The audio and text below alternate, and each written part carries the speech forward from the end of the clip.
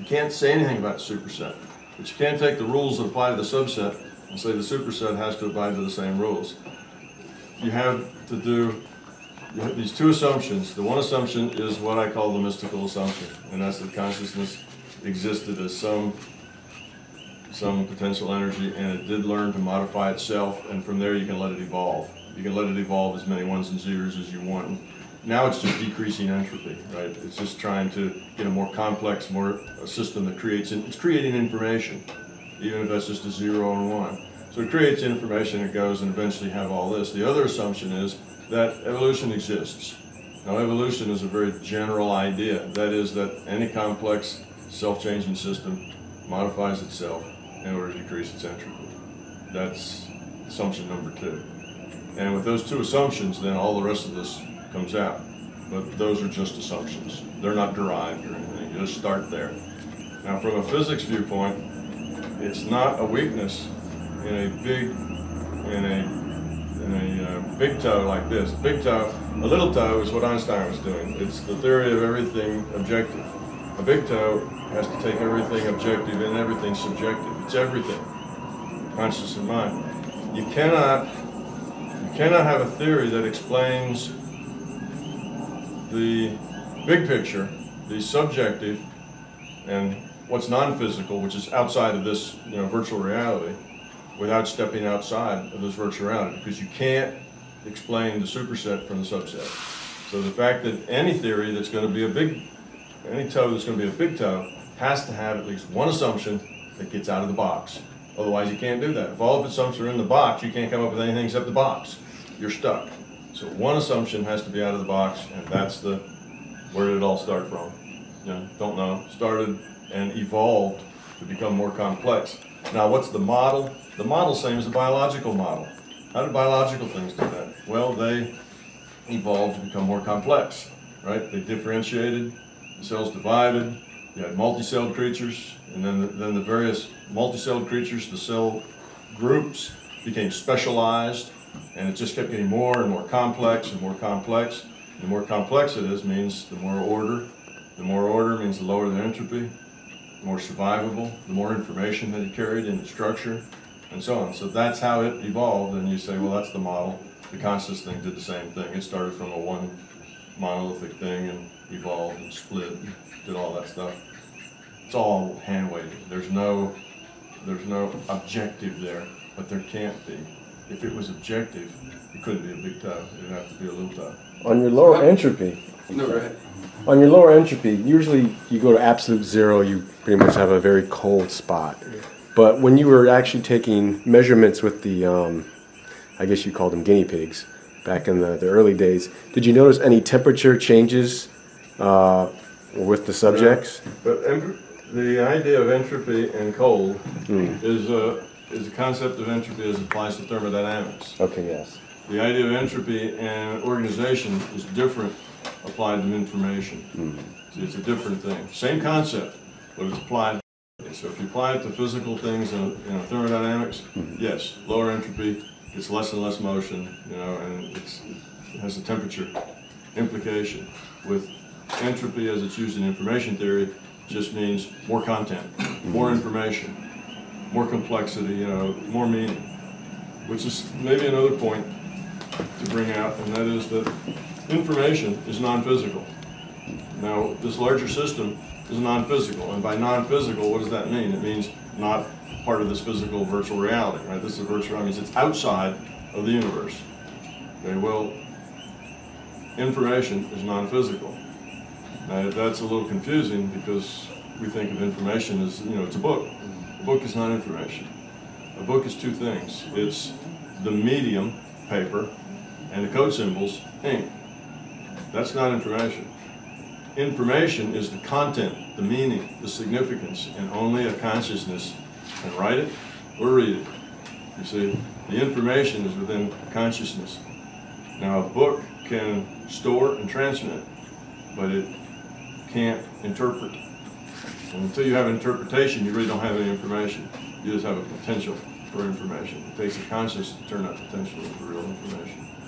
So if we are a digital information system, By definition, we're not, you know, it's non-physical. Consciousness is a non-physical system. It's just information. Nothing physical about it. Just scratching your head, or no? I was going to ask a question earlier, and I think you might have answered that or asked it. But you had the theory of everything, so everything would be consciousness.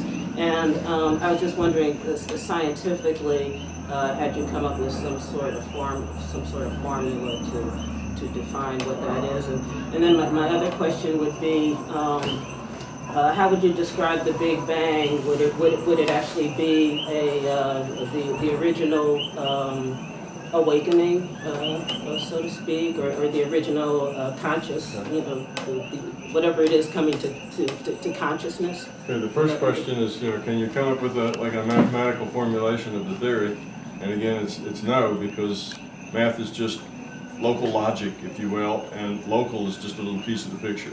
It's bigger. It's bigger than that. Could you use the term entropy to come up with some formula? But all of that, you know, all our words are symbols and metaphors. Again, all you can do is model it, and then all you can do is test the model and see how good is the model. How well does the model fit the data? There's no objective connection when you're dealing with something that's bigger than our reality frame. So you can model it. That's what my big toe is. It's a model. It's a reality model. Yes, and that reality model must be logical. You have to start with, you know, some assumptions. You have to then derive all the results and conclusions logically. That's required, but it's just a model, and we can't get any closer to reality than a model, because we're in it. So the model is the theory. Right? So basically, the model is this. Yeah, this theory is it's a model. There are no absolutes in this game. There's just good guesses, you know, and whether or not it fits the data or not.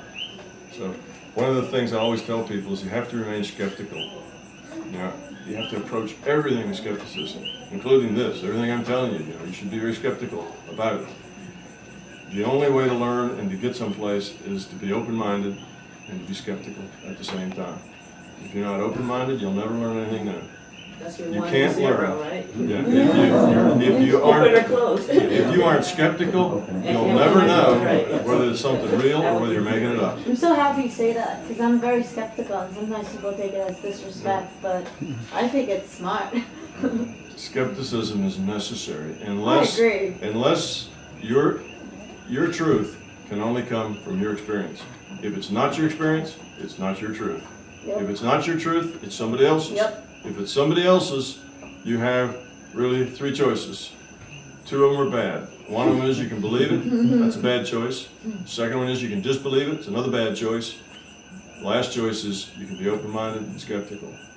You test it against your own data. You test it against. You have to get your own data. Yeah. You can't say because somebody tells you this, you read it in a book, believing it or not believing it is the wrong approach. You need to apply your own experience to it. How does this resonate with my experience? You know, how does that feel? And then, if that doesn't answer, then you need to get a deeper, bigger, broader experience base. This means you have to learn to meditate. You need to get out into that larger conscious system and start doing your own research. Seeing if it makes sense to you. Does it compute for you? Does this answer your questions? Does it satisfy, you know, the data that you have taken? If it doesn't, just be skeptical about it. Leave it alone. That doesn't mean you say, well, it doesn't, don't believe it. If it doesn't, say, yeah, maybe. Data always comes in. Right, data may come in later. You know, there should be very, very few things that you ever come to a 1 or a 0 in as far as your certainty. You know, a 0 being totally uncertain and a 1 being totally certain. Almost everything should be in between. Okay. Tom, if you'll give us to 7:30, I think a few more questions. I think Larry has a question. Yeah, Larry has a... But you didn't finish about the Big Bang. Oh, the Big Bang, okay. It was a big part. Yeah, now the Big Bang, as I see all of this, here's a larger conscious system and it's trying to create an environment where these individuated units of consciousness can lower their entropy by making choices and getting feedback, okay? Now how does it go about doing that? Well, it has to evolve one. Obviously you can't, you know, program every blade of grass. That doesn't make any sense. You have to just let one evolve. And what it's evolving is the constraints of the game. How do you do that? you say, well, let's start with some initial conditions. Okay, energy, size, temperature, pressure, initial conditions. Let's start with a rule set. Then you let it evolve, and let's say it evolves and it turns out to be useless. Well, you change the initial conditions, try it again. Well, you change the rule set, try it again. So you evolve the rule set and the initial conditions until you get something that you like, okay, that works. So I see it as an iterative evolutionary process that developed the rule set, and so that digital Big Bang may have happened a million times. Just the way evolution works. Evolution just tries stuff and see how it works. If it doesn't work, it discards it. If it does work, you go on. That's the nature of evolution. So it just tried it until it got something to work. Now once you have something that works, you can tweak it. You can make some others that are sort of like it. You can copy it. You can duplicate it. It's digital. You can do all kinds of things with it then. You can make different ones. So the whole concept of this Big Bang, I think, was an evolutionary concept that ended up with what we have. And it works. So that's kind of where it came from, yeah. There. I'll stand up since I'm in the back here. Yeah, in the dark over there. It's not really questions, it's looking at this. One thing that's interesting, you mentioned 1972 when you started. So did I, but I was 12. You also asked, you said, who's the rule keeper, who does the rules? At 6 years old, I met that person. As a 6-year-old, I was running. We were playing a game. I could leap from here, fly like this, and land where Jack is. A person appeared in front of me and said, you cannot do that in this world. Wow. Okay, I then later found out that my mother, growing up, could make her bed rise and float. And I've learned, going through all of my experiences, things like the car thing I've been in where I should have hit somebody, I've looked to my side and went, I need an opening. It opened, I put my car in. No accident. I look at everything that's going to come next, going to happen next. I predetermine it, I think about it, it happens. Because you have that ability, you have all these possibilities going on, and you can change them whenever you want. It's just, it's like as part of our evolution, we're still in the school where there's some of us breaking out of it and going, we can't do it. And we're doing it, and we're making those changes, but there are no rules. I don't agree that there's a boundary. I think there really is no rule. You can make that other rule. You can make that other leap. And at 6 years old when I was doing it, the only boundary was some man literally coming in front of me and going, not here.